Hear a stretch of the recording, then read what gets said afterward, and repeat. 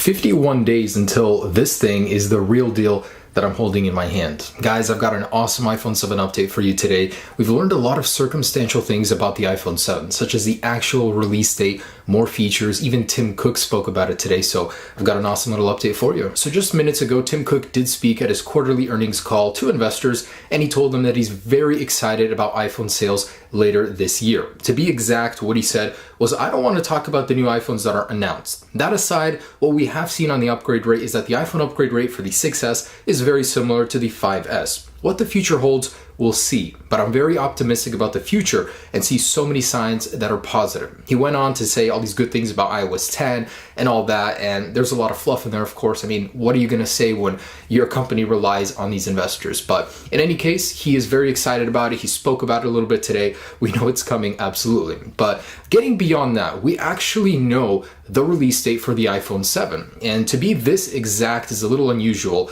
Usually we don't really know when, because that's always a surprise, but EV Leaks on Twitter is claiming to know the actual release date. So this guy is very prominent on Twitter. He's been leaking things, not just for Apple, for many companies for a very long time. And he's saying it's going to happen on the week of September 12th. Then later answered a question specifying the exact date, September 16th. So mark down your calendars, save your paychecks, guys. September 16th is when we're going to be seeing the iPhone 7. And the paychecks part is to who will be buying it, of course. I know not everybody's convinced about it, but the actual release date will be on September 16th. Now, props to 9to5Mac. This is actually a table that shows the comparison between past releases, and it's very in line. It's a little earlier than usual. Apple tends to release their iPhones later in the month, but this is actually like retail release, not announcement. Announcement is usually 2 weeks prior. So based on the release date he gives us, it could be 5th or 6th of September that Apple has their event, and pre-orders should start on the 9th on Friday. And you guys may have heard on the news, on a lot of tech sites, people are starting to call the iPhone 7 iPhone 6 SE. And I was wondering why, like, where is this coming from? So it came from a German tech site that basically said the iPhone 7 will be called the 6SE. Citing sources from the actual supply chain line, they're saying that a lot of the parts and components, even cases and stuff like that, are being labeled 6SE. Other than that, they don't provide really any proof to that, but their claim is that because the iPhone 7 will be such a small update, there really is no reason for Apple to claim the iPhone 7 name. They're just going to keep it as 6SE. Let me tell you why this won't happen, guys. Can you imagine the marketing nightmare when Apple releases an iPhone that is so similar, even in name, to the iPhone 6S? I mean, can you imagine this thing selling good at all? It's just terrible. If Apple were to do this, they would shoot themselves in the foot. The best thing for Apple is to distance the iPhone 7 from the 6S. Just the name alone, even for people, like, they'll hear iPhone 6 SE, I'm like, that's the same thing. But the iPhone 7, even though it may not be a big update, the name differentiates it. It's just a reason for people to buy something just because it's new. And I also wanted to point out that the Samsung Galaxy phone series, they're always on par with Apple's naming scheme. That's in order to keep people believing that they're on top, that they're new, that they're current. If Apple were to leave that behind, you know, Galaxy would be in the 8s already, the Galaxy S8, Note 8 eventually. Like, it would just be bad news for Apple. Even the Galaxy Note 7 skipped the 6 just so people don't think that it's an older, inferior phone. That means a lot. So will this happen? Absolutely not. I think this is absolutely false. Everyone else is pointing to an iPhone 7 naming. Not going to happen. And I know this one may raise a few eyebrows. It did for me. Deutsche Bank researchers have pointed out a lot of the upcoming iPhone 7 features, basically confirming them. But wait, a bank is now reporting on the iPhone 7.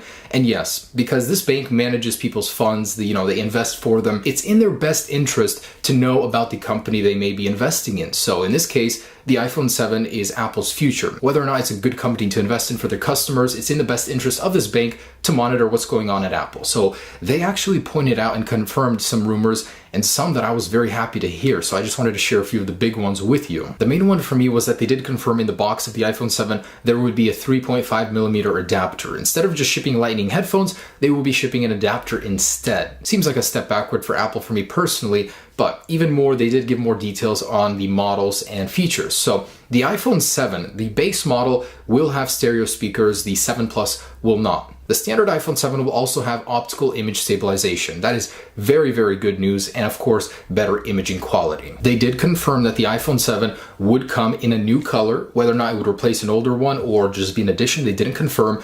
They did say it would have professional class waterproofing. What professional class means, I really don't know. Could it be higher than IP68? I highly doubt it, but they did confirm waterproofing is in the works on the iPhone 7. And lastly, they did say that the home button would simulate a press. It wouldn't be a physical home button, and that it will last longer. And just moments before making this video, Maka Takara did confirm that the iPhone 7 will be shipping with a 3D touch-like home button. That means a virtual home button. He did say it will be completely flush on the top of the iPhone, and it will help with waterproofing. It won't look too different. I mean, people will know, of course, it's not a physical home button, but it will feel like one thanks to 3D touch. So more and more people are starting to confirm this rumor, and I'm really excited at the possibility of it. And I am very excited about this one. Gorilla Glass 5 was just announced a few days ago. It may be making its way over to the iPhone 7. Unconfirmed, but a few sources are pointing out the possibility that it may happen. So what's new about it? Well, you can drop it from 5.2 feet, and 80% of the time, if it lands face down onto a rough surface, it will actually survive. So that is really, really good. Previously, Gorilla Glass 4 was only at 3.2 feet, so huge improvement, almost double here. And to see that on the iPhone 7 would be awesome. I would be so happy to test it, but for sure it's going to happen on the Galaxy S8. So currently Apple uses an ion technology, hardened ion glass, dual ion on the 6S, and it's pretty good, but Gorilla Glass 5 sounds really, really awesome. And just wanted to point out that the iPhone 7, this guy is getting leaked everywhere. It's not even the real deal, but a lot of tech websites are picking up on it. Everyone has a shell of the iPhone 7, except really it's not. So don't believe everything you see. All of these leaks coming out on a daily basis, most of them aren't the real deal. Looking towards the future at the iPhone 8 in 2018, Apple may be adding retina scanning to this iPhone. So DigiTimes is reporting that Apple will be mimicking the Galaxy Note 7's new feature, iris scanning, to go ahead and give you a secondary way to get into the iPhone. Now, whether or not it'll happen at this point in time, it's so far off, but they are claiming it's the real deal. Even Ming-Chi Kuo has actually in the past said that it would be happening, except on the 2017 iPhone